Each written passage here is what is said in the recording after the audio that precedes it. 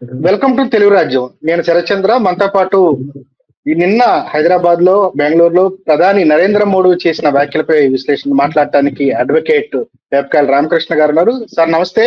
ప్రధాని నరేంద్ర మోడీ గారు నిన్న నిన్న బహిరంగ వేదిక పైన తెలంగాణ ముఖ్యమంత్రి రేవంత్ రెడ్డి గారిని తనతో కలిసి జాయిన్ అవ్వాలని చెప్పి ఆయన అది హాస్యానికి అన్నారా లేకపోతే ఏదన్నా హింట్ ఇచ్చారనుకోవాలో తెలియదు కానీ తనతో జాయిన్ అవ్వాలని చేసిన వ్యాఖ్యల్ని మనం ఎట్లా చూడాలి? యాక్చువల్గా దానికంటే ముఖ్యంగా ఇంకో మాట అన్నారండి ఆయన. నేను యాక్చువల్గా ముందు అనుకున్నది మీతో షేర్ చేసుకోవాలనుకున్నది కూడా అదే. అధికారం కోసం కాంగ్రెస్ ఎంతకైనా దిగజారిపోతుంది. అక్కడ డిఎంకే లో కూటమితో పోటీ చేసి కూటమిలో పోటీ చేసి ఫలితాలు వచ్చిన తర్వాత అధికారంలో భాగస్వామ్యం కావాలనే ఉద్దేశంతో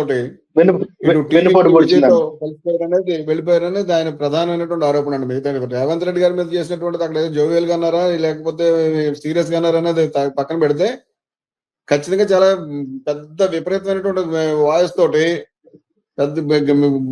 పెద్ద గొంతుతో అరిచి మరీ చెప్పినటువంటి మాట ఇది.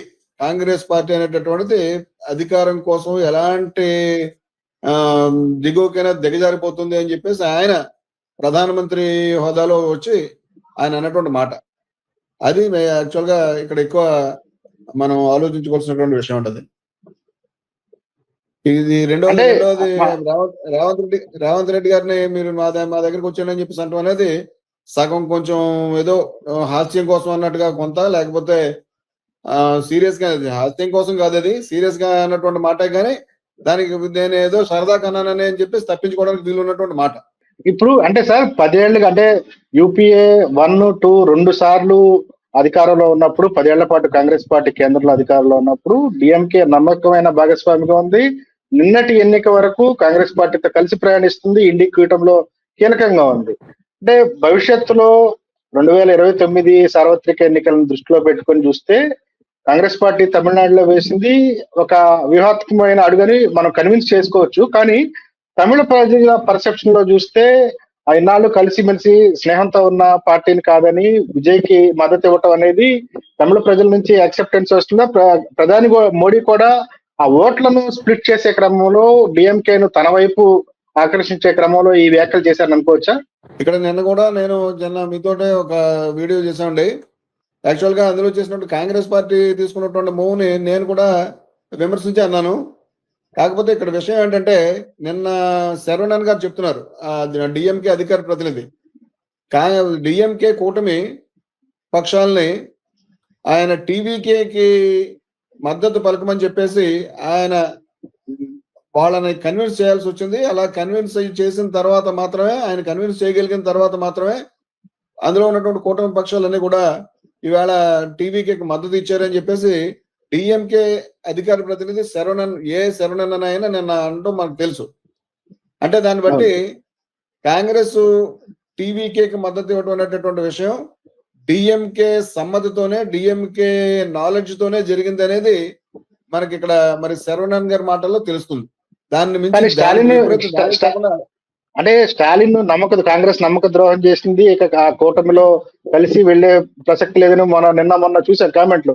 అంటే డిఎంకే సమ్మతితో వెళ్ళిందా? డిఎంకే తమిళనాడులో ఉన్న రాజకీయ అనిశ్చిత వాతావరణాన్ని తనకు అనుకూలంగా మార్చుకునే ప్రయత్నం చేసిందా? స్టాలిన్ అలాంటి మాట అన్నట్టు మరి నేనైతే చూడలేదండి. కాంగ్రెస్ తనకు నమ్మక ద్రోహం చేసింది అనేటటువంటి పదం స్టాలిన్ నోటి వెంట వచ్చినట్టుగా నేను వినలేదు. అలా ఆయన అనుంటే కనుక మరి నేను ఖచ్చితంగా సమర్థిస్తాను ఆ విషయాన్ని. ఆయన అనకపోయినప్పుడు ఆయన ఉద్దేశం కింద మనం ఊహించుకోవడం కూడా సరికాదు. ఎందుకంటే స్టాలిన్ కి రాహుల్ గాంధీకి ఉన్నటువంటి అండర్స్టాండింగ్ మిగిలినటువంటి ఈ ఇండియా బ్లాక్ లో ఉన్నటువంటి భాగస్వామ్య పక్షాలతో పోల్చుకున్నప్పుడు చాలా ఇది అతి విలువైనటువంటి బంధం. అది దాన్ని రాహుల్ గాంధీ ఎందుకు చేరుపుకున్నారు అనేటటువంటి దాన్ని నేను కూడా నాకు కూడా నచ్చలేదు. మనం కూడా సమర్థించడానికి వీలైనటువంటి విషయం అది. కానీ రాహుల్ గాంధీ స్టాలిన్ కి చెప్పకుండా ఈ విషయం చేశారనేటటువంటి విషయం నేనైతే నమ్మట్లేదు. ఖచ్చితంగా స్టాలిన్ తోటి సమాలోచనలు జరిపిన తర్వాత మాత్రమే, స్టాలిన్ కి తెలిసే స్టాలిన్ యొక్క ఇండైరెక్ట్ కన్సెంట్ తీసుకుని మాత్రమే ఆయన విజయ్కి మద్దతు పలికారని చెప్పేసి నేనైతే నమ్ముతున్నాను. మరి మిగతా విషయాలు అక్కడ లోతట్టుగా ఉన్నటువంటి విషయాలు, అక్కడ యాక్చువల్ పాలిటిక్స్ లో పాల్గొన్నటువంటి వాళ్ళకి తెలిసినటువంటి విషయాలు మనకు తెలిసే అవకాశం లేదు. కానీ మామూలు భావపరంగా చూసుకున్నట్టయితే కనుక స్టాలిన్ సమ్మతితో మాత్రమే రాహుల్ గాంధీ టీవీకి మద్దతు పలికాడని చెప్పేసి ఇప్పుడు అనిపిస్తుంది. ఇంకేంటంటే particularly in the light of the statement given by the official spokesperson of DMK mister A Saravanan. ఆయన చెప్పినటువంటి మాటలను పట్టుకుని చూసుకున్నట్టయితే కనుక ఖచ్చితంగా స్టాలిన్ కి తెలిసే జరిగింది అనేది నా నమ్మకం. కానీ ప్రధానికి చేసిన కామెంట్లు చాలా, అంటే ప్రధాని స్థాయిలో ఉన్న వ్యక్తి కాంగ్రెస్ పార్టీ నమ్మక ద్రోహం చేసింది, వెన్నుపోటు పొడిచింది, డిఎంకేను మోసం చేసింది అని చేసిన వ్యాఖ్యలు ఎక్కువ ఇంపాక్ట్ అది కూడా అధికారం కోసం అని చెప్పేసి అనేది ఆయన మాట. అదేనండి, అధికారం అది ఎక్కువ ఇంపాక్ట్ చూపిస్తేవో కదా. ఎలాంటి నమ్మక ద్రోహానికైనా కాంగ్రెస్ వెనకాడదు అనేది ప్రధాని నరేంద్ర మోడీ గారి మాట.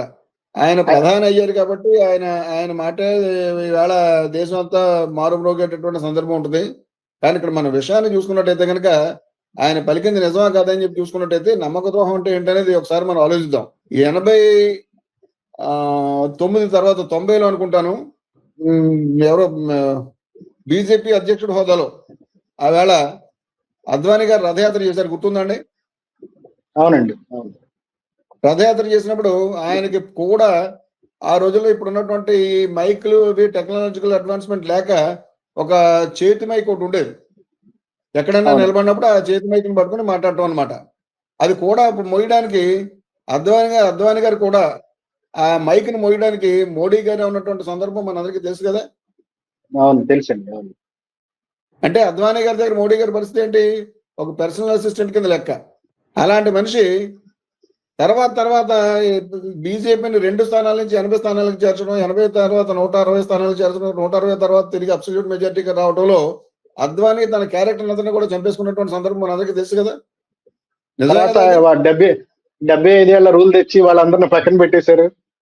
ఏ రూల్ తెచ్చారనేది అది వాళ్ళ అంతర్గత వ్యవహారం పోనీ అది అనుకుందాం. అలాంటిది అద్వానీ దగ్గర అంత దారుణంగా అంత దిగువ స్థాయిలో ఒక కార్యకర్త రూపంలో పనిచేసినటువంటి మనిషి ఎవరిని కొట్టాడంటే దెబ్బ? దేనికోసం కొట్టాడు దెబ్బ?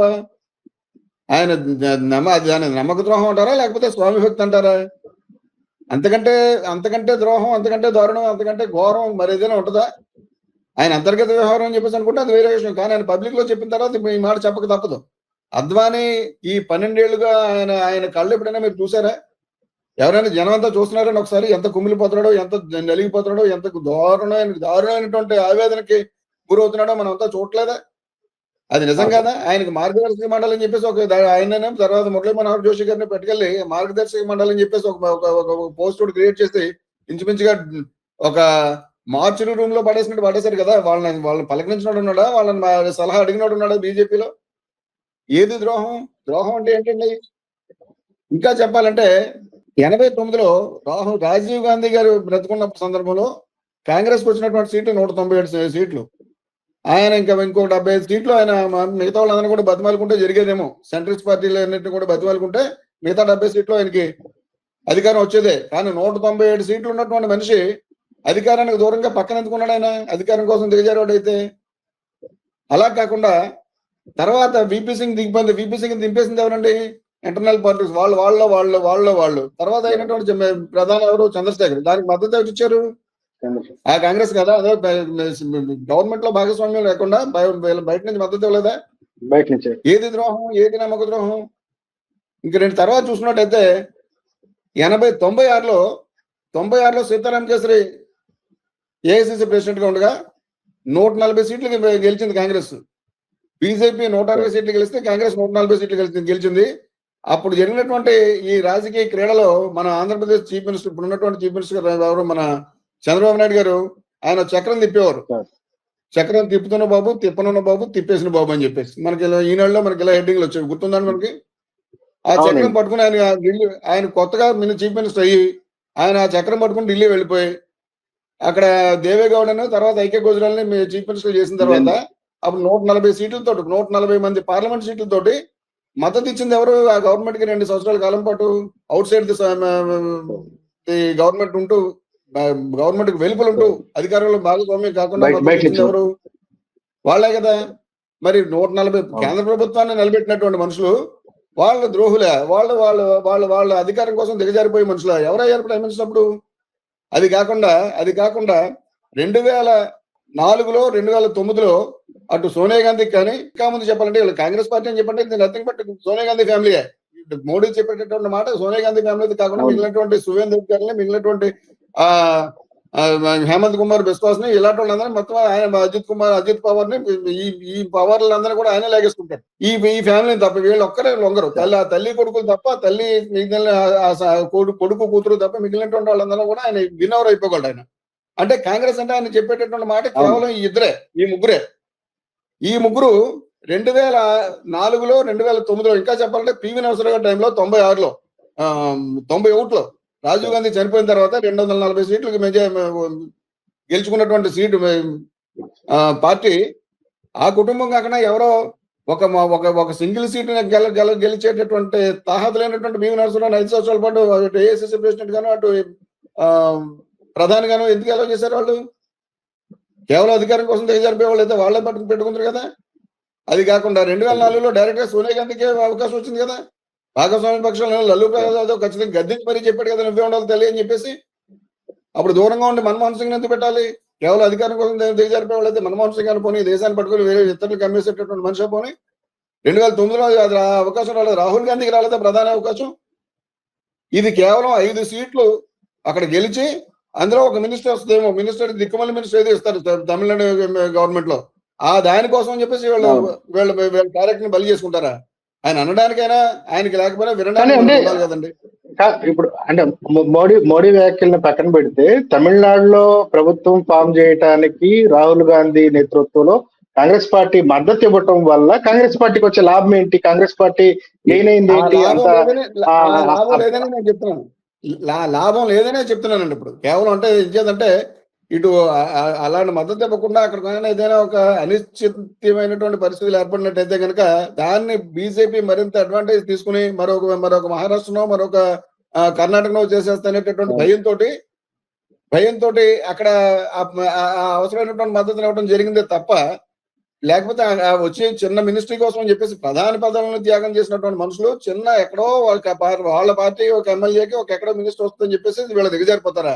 ఆయనకి అనడానికి అయితే అసలు నోరేలా వచ్చిందని మనకు అర్థం కాదు. మనకి వినడానికి అయితే కొంచెం అంటే మోడీ హవాకి అడ్డుకట్ట వేశాననే సంతృప్తి కోసం చేసుంటారా? హిందుత్వవాదాన్ని మోడీ హవా కాదు, సంతృప్తి కాదండి. అక్కడ బీజేపీ సంఘ పరివార్ యొక్క వ్యాప్తిని ఏ అవకాశం వచ్చినప్పుడు కూడా అరికట్టాల్సినటువంటి సందర్భం ఉంది కాంగ్రెస్ వర్గం. లేకపోతే దానికోసమే చేశారు, అందుకోసమే చేశారు. అది నా నమ్మకం. వాళ్ళు అందుకోసమే చేశారనేది నా ఫీలింగ్. దీనివల్ల అంటే కాన్సిక్వెన్సెస్ ఎలా ఉండొచ్చు సార్? డిఎంకే అంటే భవిష్యత్తులో అంటే మళ్ళీ ఈ ప్రభుత్వం 5 ఏళ్ళు ఉంటుందా లేదా, లేకపోతే హామీలు అమలు చేస్తుందా లేదా, అది పక్కన పెడితే డిఎంకే ఏడిఎంకే ఉన్నాయి, రెండు బద్ధ శత్రువులు. రాజకీయాల్లో శాశ్వత శత్రువులు శాశ్వత మిత్రులు ఉంటారు అనేటటువంటి పదం జనరల్ గా ప్రతి ఒక్కడు కొంచెం రోజు పేపర్ చదివి ప్రతి ఒక్కడు అరేస్తుంటాడు. కానీ అది జరగలేదు కదా. డిఎంకే ఏడిఎంకే విషయంలో జయలలితకి కరుణానిధికి ఉన్నటువంటి ఆ వైరం మనం చివరి దగ్గర చూసాం. ఎప్పుడు కూడా వాళ్ళు కలవలేదు, శాశ్వతంగానే జరిగింది అది. అదే యాటిట్యూడ్ ఇప్పుడు కూడా డెవలప్ అవుతుంది. జయలలిత గారు చనిపోయారు కాబట్టి ఇంకా అక్కడ అవకాశం లేదు. కానీ అదే డిఎంకేకి ఏడిఎంకేకి ఉన్నటువంటి ఆ గ్యాప్ ఎప్పుడు ఉంటూనే ఉంది. అలాంటప్పుడు ఇటు బీజేపీ కానీ అటు కాంగ్రెస్ కానీ కొన్నాళ్ళ పాటు ఏడీఎం తోటి కొన్నాళ్ళ పాటు డిఎంకే తోటి సహప్రయాణం చేసినవే. అందుచేత ఒకసారి అటు చేశారు కదా అని చెప్పేసి ఏడీఎంకే తోటి కొన్నాళ్ళు ఉన్నారు కదా అని చెప్పి డిఎంకే వాళ్ళు వదిలేదు, డిఎంకే తోటి కొన్నాళ్ళు ప్రయాణం చేశారు కదా అని చెప్పేసి ఏడీఎంకే వాళ్ళు కూడా వదిలేదు. అందుచేత అక్కడ ఇవన్నీ తాత్కాలికమైనటువంటి విషయాలు. మామూలు రెగ్యులర్ కోసం అన్ని సర్దుకున్న తర్వాత స్టాలిన్ కి రాహుల్ గాంధీకి ఉన్నటువంటి బేసిక్ అండర్స్టాండింగ్ కదా, ఇద్దరికిద్దరు రీజనబుల్ సహేతుకతని ఆధారంగా ఆలోచించేటటువంటి మనుషులు. అనవసరమైనటువంటి ఈ రేపు పార్లమెంట్ ఎలక్షన్ లో అంటే నెక్స్ట్ జరగబోయే పార్లమెంట్ ఎలక్షన్ 2029 లేకపోతే అంతకన్నా ముందు పార్లమెంట్ ఎలక్షన్ జరిగితే డిఎంకేతో కలిసి ఇండి కూటమిగా డిఎంకేతో కలిసి కాంగ్రెస్ వెళ్ళాలనుకుంటే అప్పుడు టీవీకేతో ఎలా ఉంటది? 3 పార్టీలు సయోధ్యకు వస్తాయా? 3 పార్టీల మధ్య సీట్ల సర్దుబాటు జరుగుతుందా, లేకపోతే ఇండివిజువల్ గానే ఉంటుందా? అది ఆయా పార్టీల అధికార ప్రతినిధులు చెప్పాల్సినటువంటి మాటలు తప్ప మనం ఊరికే సరదాగా మాట్లాడేసుకునే మాటలు కదండి. కొంచెం లోతైనటువంటి విషయాలు వాటికి మళ్ళీ దానికి సమాధానం కాలమే చెప్పాలి. అయితే అభిప్రాయం చెప్పగలం తప్ప వాళ్ళ భవిష్యత్ నిర్ణయాలు మనం ఊహించడం న్యాయం కూడా కాదు. అది మనకు బియాండ్ అవర్ ఆలోచన కూడా ఏదైనా సరే మనకు బియాండ్ అవర్ కెపాసిటీ మనం మాట్లాడకూడదు. నాలాంటి వాళ్ళు మాట్లాడకూడదు. మనం అంటే నేను ఇక్కడ Thank you, sir. రెండో తర్వాత ఇంకో మాట చెప్తున్నాను. ఇంకోటి ఏంటంటే Sir. కర్ణాటకలో దేవగౌడ కొడుకుంటారు కదా ఆయన గెలిచిన 35 అవును. సీట్లు, ఇటు కాంగ్రెస్ వచ్చినటువంటి 85 సీట్లు. 85 సీట్ల వాళ్ళు 30 సీట్ల వాళ్ళకి మెజార్టీ ఇచ్చి వాళ్ళు అతను చీఫ్ మినిస్టర్ చేసి బయట కూర్చున్నారా? ఎప్పుడు కాంగ్రెస్ నష్టపోవడమే తప్ప అధికారం కోసం దిగజారినది ఎక్కడ ఉందండి? కాంగ్రెస్ త్యాగానికి మారిపోయారు. ఇందిరాగాంధీ కుటుంబం త్యాగానికి మారిపోయారు. జవహర్లాల్ నెహ్రూ 10 సంవత్సరాలు జైలు చేశాడు. ఇందిరాగాంధీ చనిపోయింది. రాజీవ్ గాంధీ చనిపోయాడు. సోనియా గాంధీ పదవి వదిలేసింది. ఆవిడ కొడుకు పదవి వదిలేశాడు. వాళ్ళని పట్టుకుని స్వార్థపరులు, వాళ్ళని పట్టుకుని దిగజాడు మనుషులు అని చెప్పి అనడానికి మనకు కొంచెం ఎవరికైనా కొంచెం ఇది ఉండాలి, న్యాయం ఉండాలి మనుషుల్లో. మానవత్వం అనేది ఉంటే ఈ దౌర్భాగ్యం ఈ దుర్మార్గపు మాటలు మిగతా వాళ్ళు ఎవరికి మాట్లాడరు. మానవత్వం అనేది ఉంటే వాళ్ళ త్యాగాలతో పాటు ఉంది వాళ్ళ జీవితం. అంతే తప్పించి వాళ్ళు ఎక్కడ తినేసిందే లేదు. ఇందులో ఢిల్లీలో కొంపలేదు వాళ్ళు ఎవరికైనా ఉండేటటువంటి కొంపలు. అవినీతి ఈ 15 ఏళ్ల కాలంలో అవినీతి ముద్రలను, అవినీతి మరకల్ని బాగా అంటించే ప్రయత్నాలు అయితే జరిగింది కదండి. మరి వాషింగ్ పౌడర్ నిర్మాణం చెప్పేసి వీళ్ళ దగ్గర కదా ఉంటుంది. వాషింగ్ మిషన్ ఉన్నదే వాళ్ళ దగ్గర కదండి. హేమంత్ కుమార్ బిశ్వాస్ ఎలాంటి అతను శారదా స్కామ్ లో అతను రోల్ ఏంటి?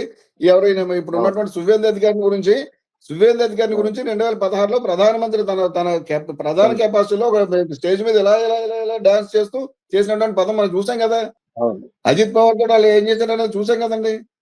ఎవరు అవినీతి పరుడు, ఎవరు అవినీతి పరుడు కాదు. అవినీతి పరులు నేను సహించనని చెప్పేసి అంటాడు. ఆయన సహించడు, లోపల చేర్చేసుకుంటాడు. ఆయన మాట్లాడతాడు అన్ని మాటలను. ఆయన మాట్లాడితే ఏం మాట్లాడితే అది చెల్లిపోతుంది. ఇంతవరకు చెల్లింది. చెల్లుబాటు అవుతుంది కదా జనంలో, అది చెల్లుబాటు అవుతుంది కదా. అవుతా చెల్లుబాటు అవటంలోనే ఇక్కడ న్యాయం ఇక్కడ తప్పు పట్టేది. మనం చెల్లుబాటు అవ్వకూడదు. చెల్లుబాటు అయ్యింది అని చెప్పంటే మనం ఎవరు చేసేది ఏమన్నా తెచ్చేది. ఎవరో ఒక ఫ్రెండ్ అంటాడండి, ఒక ద్రోహి అనేటటువంటి పదం నాయకుడికి వర్తింపు చేయకూడదు. ఇచ్చేదంటే అతను అక్కడ జనం ఎన్నుకుంటే అక్కడ ఉన్నాడు, అతను సొంతంగా అతను లేడు అక్కడ. అది చేత ద్రోహం అనేటటువంటి పదం నాయకులకు వర్తింపు నాయకుల విషయంలో ద్రోహం అనేటటువంటి పదాలు వాడకూడదని చెప్పి అన్నారు ఒక ఆయన. నిజమే అది. మనం అనుకున్న తర్వాత అతను ఎవరినో తప్పట్టే పని ఏముంది అందులో? ఎలక్టెడ్ రిప్రజెంటేటివ్ అంటే represent the block which he elects him. అంతే కదా. అది అంచేత ఇప్పటికప్పుడు నష్టపోయేది కాంగ్రెస్ పార్టీ, నష్టపోయేది సోనియా గాంధీ ఫ్యామిలీ తప్ప వాళ్ళు పొందిన సుఖమే ఉంది, వాళ్ళు దాచేసుకున్నటువంటి సంపద ఉంది. వేళ చూడండి ఒకసారి, మీరు ఒక్కసారి లెక్కండి.